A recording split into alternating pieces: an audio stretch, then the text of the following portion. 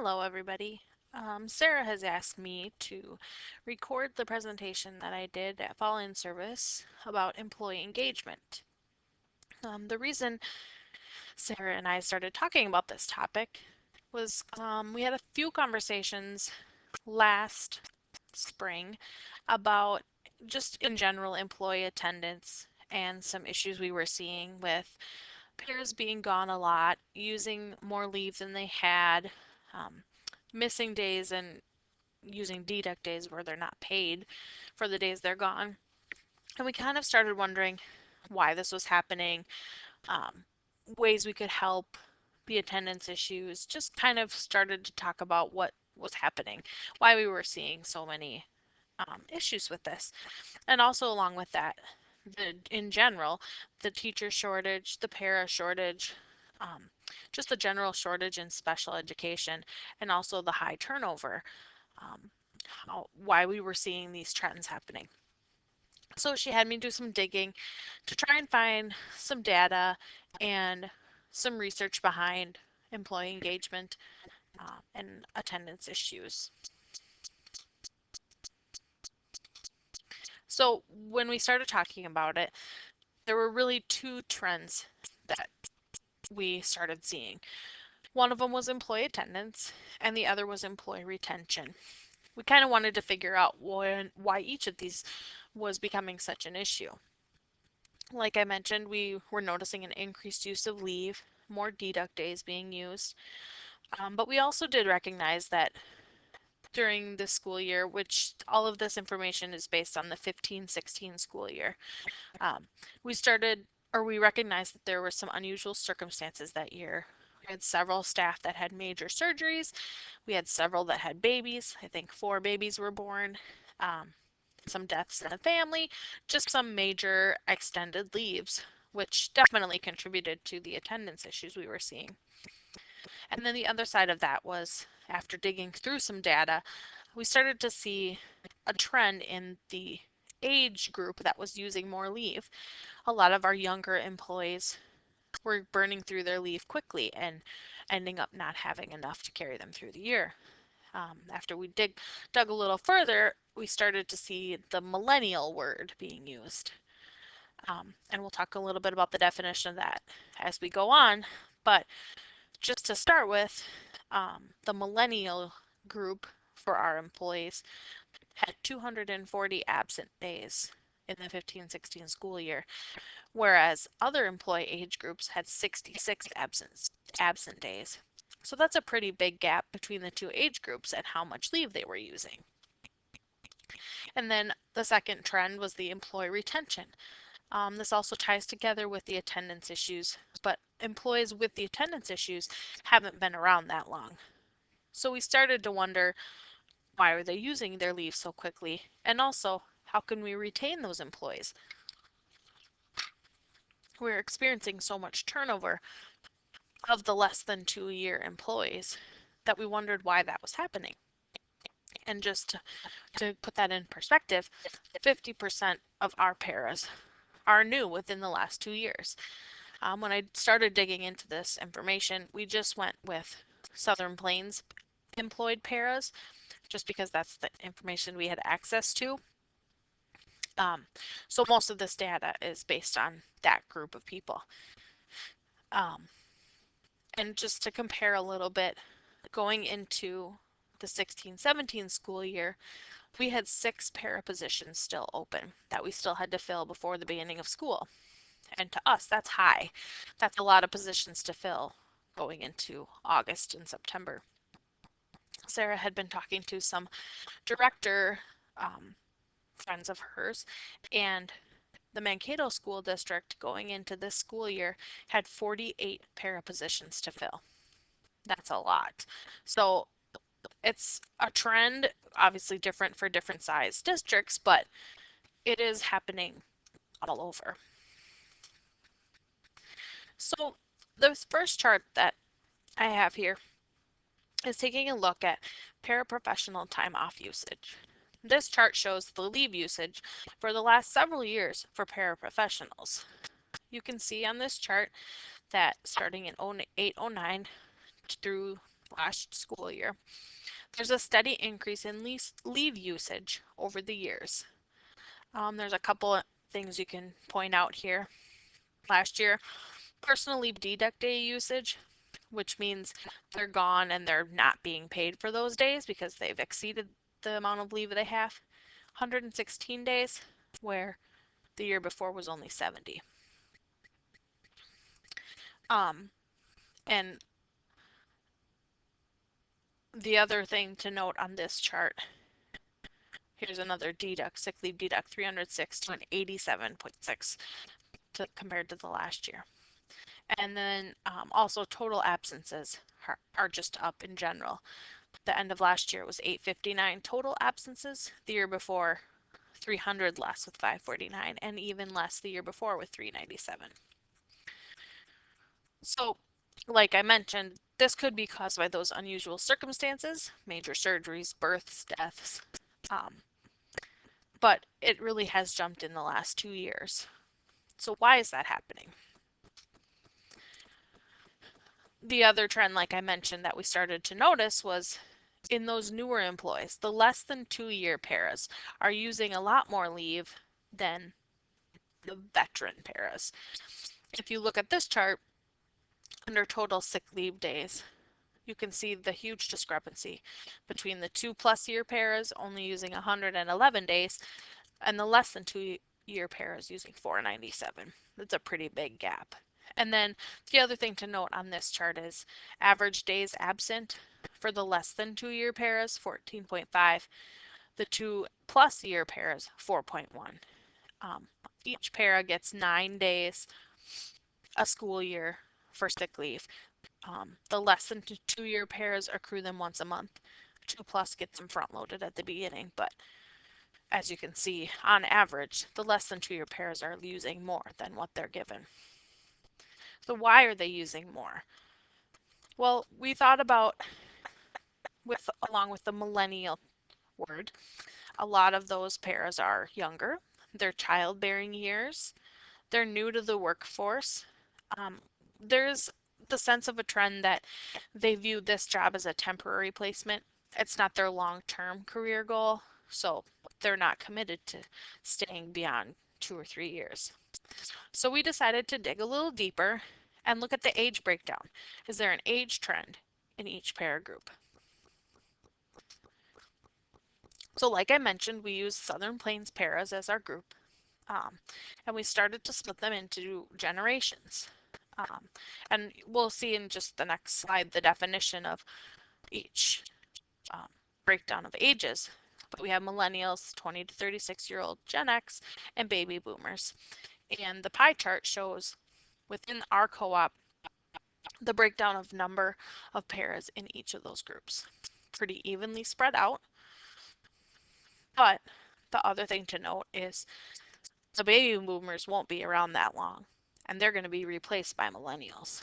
And when that happens, millennials will be double what any other generation is in the workforce. The other thing to note is that other districts might not be experiencing the younger trend in para workforce yet, but they definitely will. This, like I said, was just used as a basis to start looking at employee engagement and millennial trends, but it's definitely trending that way all over. So it just so happened that once we started having these conversations, there was a workshop offered in the cities by Gallup. That's the company that they do all kinds of polls for any number of things. But they have an office in the cities, and they were presenting a workshop on millennials in the workforce. Perfect timing. So I attended that workshop last June, and it helped kind of give us a sense of what that generation is functioning like in the workplace, and kind of gave us some insight into why we were seeing more leave usage. Just kind of explained, give us some perspective on that generation. So this is from Gallup. This is information that they had at the workshop. This is the age definition of millennials. Anyone born from 1980 to 1996. I will admit I am in the millennial group. I was surprised by that. I thought millennials were definitely younger than me, but I am included in this group. Um, so just kind of breaks down which age group is which category. You can kind of look at it and place yourself in whichever category you're in. So this is also some information from Gallup on the millennials. 71% of millennials are either not engaged or actively disengaged. Now, at first this can seem confusing because not engaged and disengaged seem like the same thing, when actually not engaged is like an employee who's just doing the status quo. They come to work, they do their job, they don't do any extra. Where actively disengaged is someone who it's hard to even get them to do the minimum. You really struggle with those employees to get them to complete the basic things that they need to do. So combined, 71% of the age group of millennials are either one of those two groups. The other thing to note about this is the millennial generation is definitely the most highly connected generation in terms of digital, how comfortable they are with digital platforms, how connected they are with each other. But that is, again, different from engaged at work. So what Gallup says is that there's a definite shift in the sense that people have about their workforce, about their workplace. And these concepts are how millennials are viewing the workforce differently than past generations. In the past, you went to work to get your paycheck. Now, there's more of a purpose-driven workforce. It's not just about the paycheck, but how am I contributing? Satisfaction, am I happy at my job, has now turned into, am I being developed at my job? Millennials crave development. They want to be given learning opportunities at work. Instead of a boss, it's a coach. And we'll get to the definition of a coach and how that changes the perspective as well. Annual review, Gallup really wants people to pull away from annual reviews. They are much more worried about an ongoing conversation and a more frequent feedback with your employee.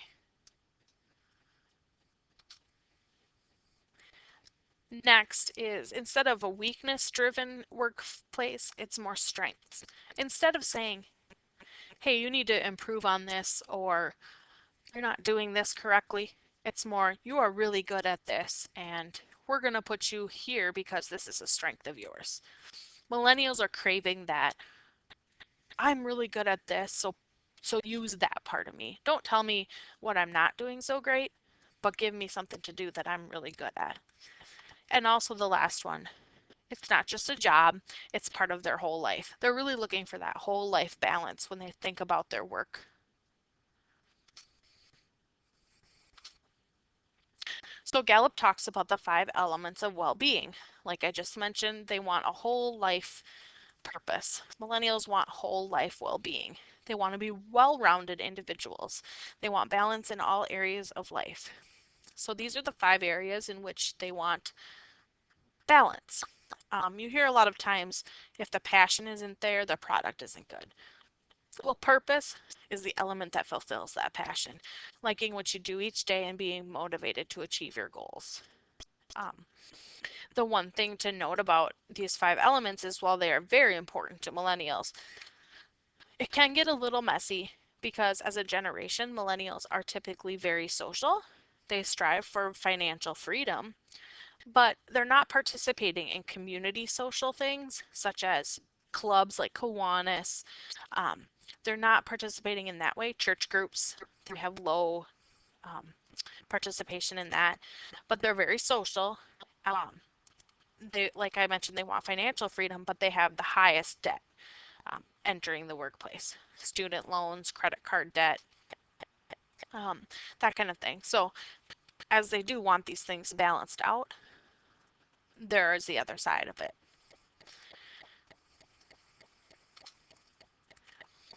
This one is pretty predictable, I would say millennials are the most wired generation.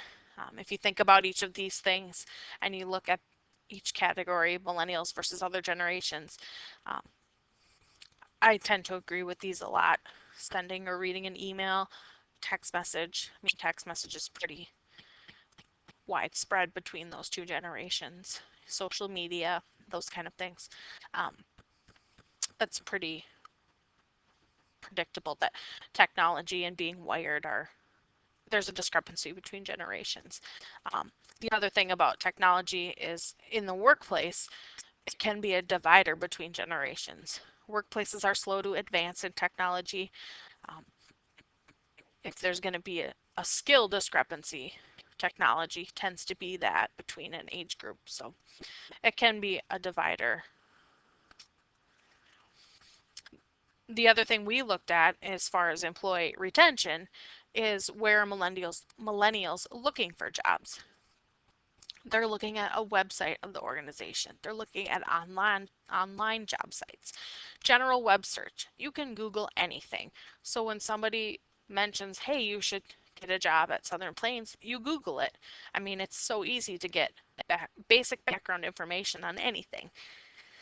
Referrals from current employees. We have used this and we've worked hard to kind of express to our current employees that if you know somebody that would be great as a para, encourage them to apply with us. They're our first point of contact, and as employees should be able to sell our organization to someone else. So we want them to be that first point of contact and to network for us. Since I've been with Southern Plains, we've drastically changed how we advertise open positions. When I first started, it was heavily newspaper.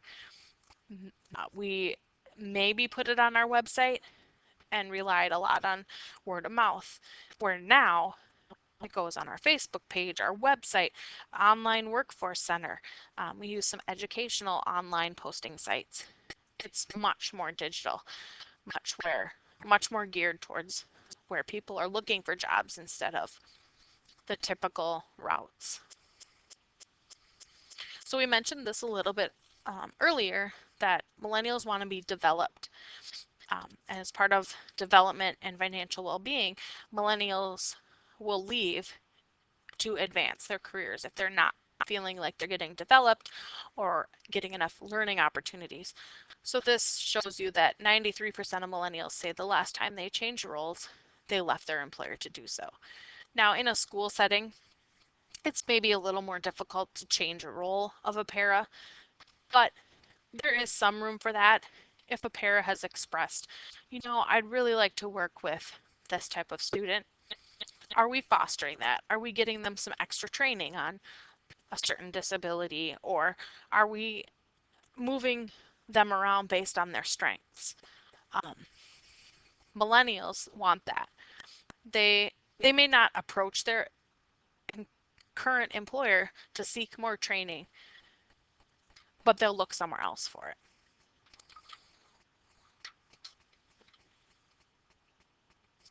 I mentioned this earlier in the definition of coach. There are some perceptions generationally that you also have to think about. And this will help when there's some cross-generational staffing, when you've got different generations working together. Sometimes you'll hear, well, they're so lazy, or they won't change their ways. Different generations complaining about the other. But really, what Gallup says is to recognize that there are some differences, and we have to work with those. And there are ways that you can work cross-generational. So if you kind of think about what generation you're in, and you think about what's your definition of a coach. This was one of the questions that they asked out loud at the workshop that I went to. And they asked, what is your definition of a coach? And one of the millennials that was there raised their hand and said, well, my coach is my friend, and I work with my coach, and we work together towards a goal. Well, then a baby boomer raised their hand and answer the same question. And his answer was, "It's the guy on the sideline screaming at me." So even right there, two total different definitions of a coach. So when you have a millennial coming into a workforce and a baby boomer's their boss, the millennial wants to be their friend and work with them and be coached by them, where the baby boomer thinks, no, I'm going to tell you what to do and you're going to do it. So you can see where that conflict would arise and might cause the millennial to leave or be disengaged, like we talked about earlier. The other thing that was interesting about the workshop is they started the workshop by, as a group, we had to draw a picture of a millennial. So, of course, we started with a stick figure, and the stick figure ended up with a cell phone by their ear and baggy clothes. They had a credit card, just very stereotypical 20 something. Well, after the workshop was over and we'd gotten all this perspective on millennials, we had to make some revisions to our drawing. And some of the elements stayed the same, but they were used in different ways. They still had a cell phone, but it was attached to email and it was attached to work, networking. The baggy clothes turned into flexible, casual work dress codes. Um, Millennials crave that flexibility. So it's not them rebelling, it's just they want that flexibility. So the perceptions of the generations changed after we'd gotten some insight on the millennials. And this other question, do you have a best friend at work? I'll talk a little bit about a survey that we send out to our paras. And one of the questions, Gallup has a 12 question survey that kind of gauges some employee engagement, employee understanding. And one of the questions is, do you have a best friend at work? And millennials would say, well, yeah, I do. Like, we do all kinds of stuff. I do stuff with my work friends outside of work, and where other generations might not be comfortable intermixing like that. Work is work. They're my coworkers. They're not my social friends. So again, just the difference in definitions of things. So after we digested a little bit what a millennial is, then we could tackle what's causing disengagement in the workforce. And why are millennials a more disengaged group of people? Because they're connected for sure, but they're a little bit disengaged. So everything we've just talked about, millennials, they just have a different perception of the work world. They want different things out of work. Their expectations are different, and that's why it seems like they're more disengaged because they just don't fit the mold of the normal workplace. And this slides perfectly into employee engagement. Sarah had done a little bit of research too on employee engagement and how do we keep employees engaged? How do we get millennials more engaged? 7 out of 10 employees are disengaged or actively disengaged. This is from some research that Sarah found. It matches perfectly with the slide from Gallup that says 71% of millennials are disengaged. So it's definitely backed up by some data. Who's sinking your boat? As an overall company, what is happening? Why are we experiencing these challenges? And here's a more broken down version of that. You have paddlers, passengers, and sinkers. 30% of your employees are engaged. They're going above and beyond. They're the paddlers. They're keeping your boat afloat. 52% are disengaged. They're riding along, doing the status quo. Passengers. And 18% are actively disengaged. They're sinking the boat. They're the ones that are really pulling the other 70% down. So as you can see, the research on millennials and employee engagement goes pretty hand in hand. The key concept similarities are disengaged employees, technology being a barrier between different generations, and workplace expectations, and just the perception that each generation has of what the workplace should look like. So as I mentioned, in May of 2016, after we'd had several conversations about this, we decided to create a survey that we would send out to Southern Plains paras that would help us get some information related to what their workplace expectations are, what they understand about their jobs. Do they understand how leave works? Because we were having those attendance issues. And then we also used the 12 Gallup questions that I had mentioned just to get some better understanding of where their mentality is.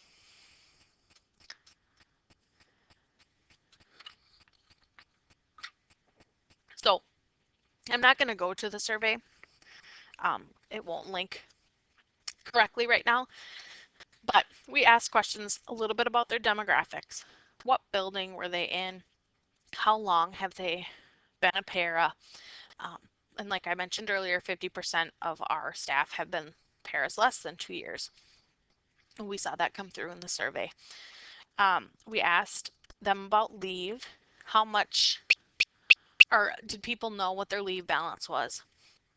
And actually, majority of them knew what their leave balance was. And the next question we asked was, how do you check your leave balance? They can check it on through ESS, which is attached to the payroll system. It gives them their balances. A good portion of them said they did, but 20% said that they didn't know how to check their leave balance. And we thought, well, hey, maybe that's why we're having these attendance issues. They don't even realize they're out of leave.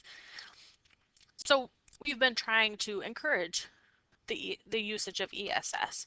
And now when we do a deduct on someone, we let them know that they're getting deducted. Because a lot of the times they just enter their leave and it doesn't register to them that they're actually out of leave and now they're going to lose pay. So we're notifying them of that now. So we have tried a couple things after these survey results to try to foster that a little bit.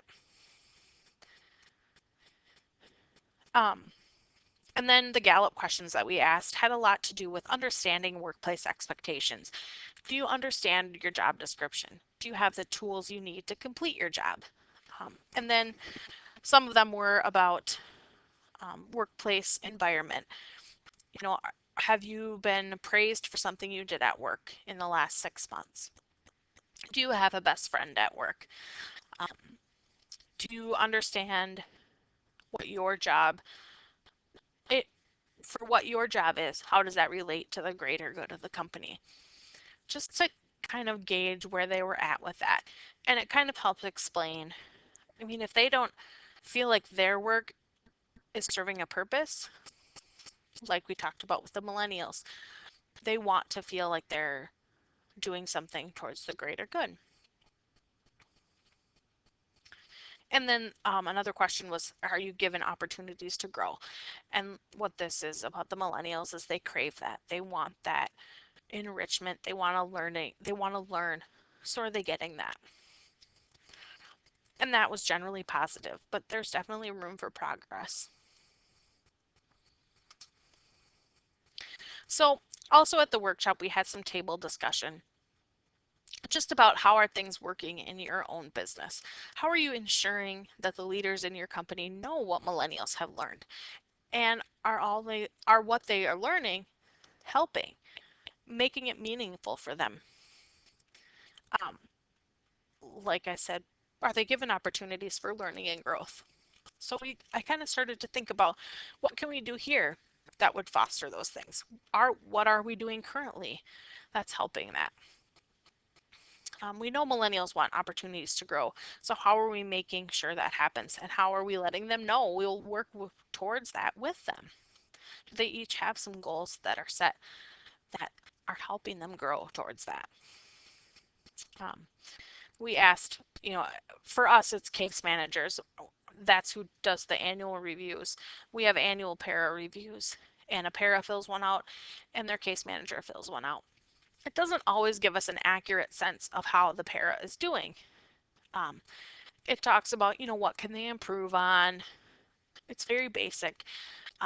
Can we modify that a little bit to foster some of that development, to really engage them in what their role is? Are we providing that by the way that we do annual reviews?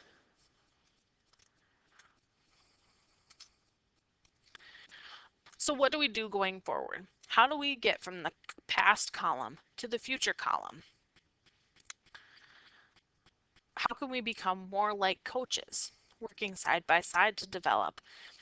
We've talked about this with, like I said, with our annual reviews. Gallup suggests that annual reviews really should be ongoing conversations, how we can work together during the year to set some goals and kind of evaluate them as you go. It doesn't have to be formal. Gallup suggests like once a week. It doesn't have to be formal. If you see them in the hallway and you know that they're working towards something, ask them how it's going. If you've given them a set of training videos to watch, ask them if they've had a chance to look at them. And this will also come if we do revamp our appraisals, but can they be more strength given and more goal oriented for an employee?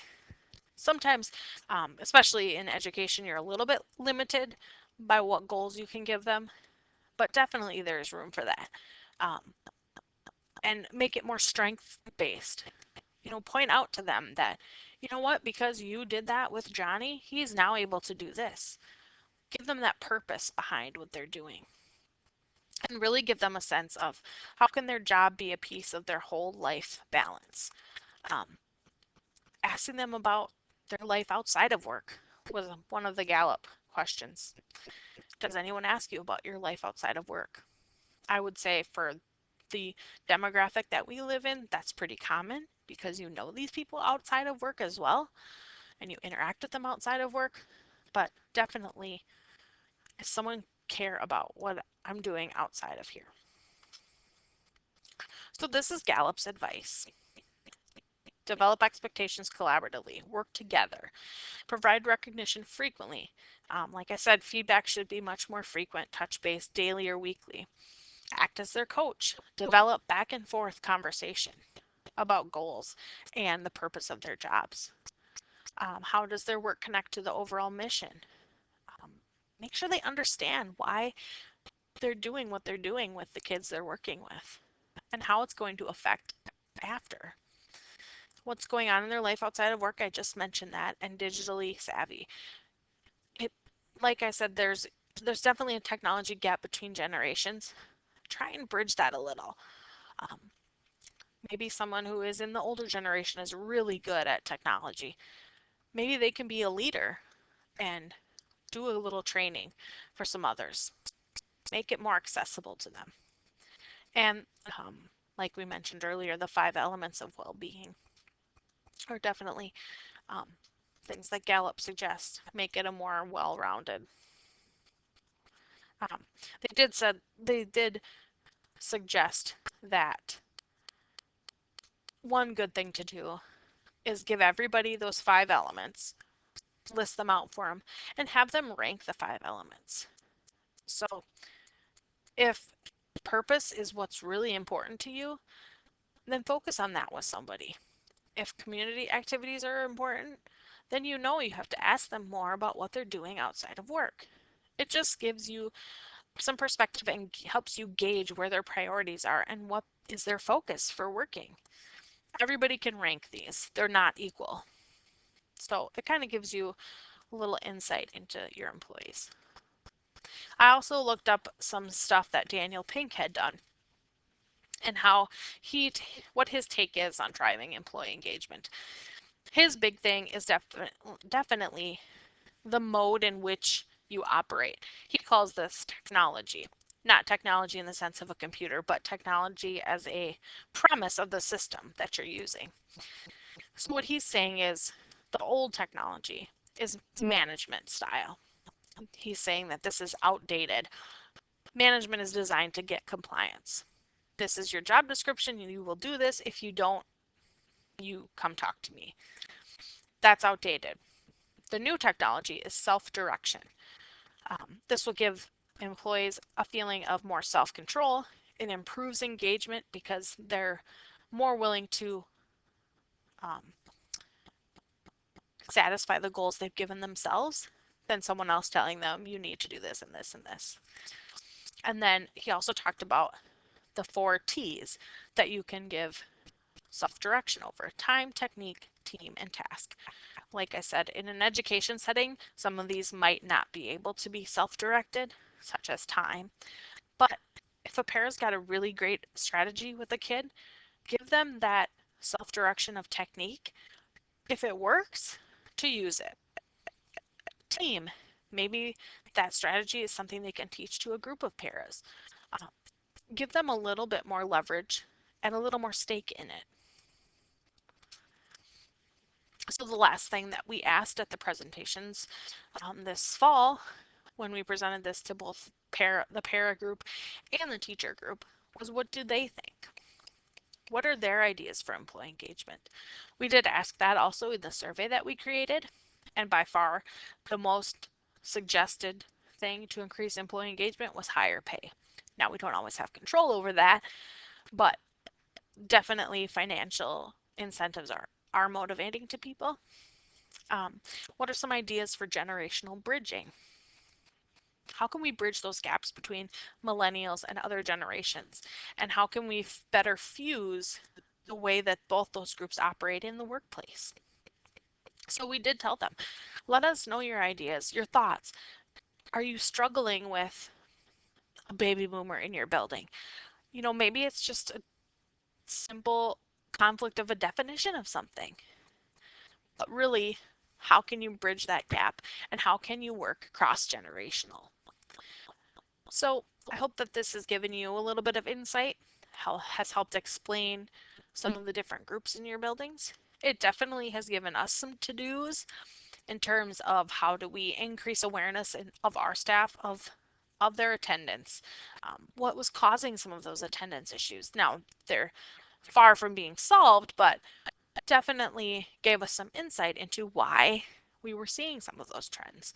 And definitely will help when you're looking into employee retention and what employees really want, especially the millennial generation. And also with recruitment, um, we've tried to work on that as well. And this has helped how we can get those employees and how we can keep them. So, like the last thing says, let us know your ideas, your thoughts. If you're struggling with the situation, hopefully some of this information can help you sort through that. But definitely let us know if you have any thoughts, and thanks for listening.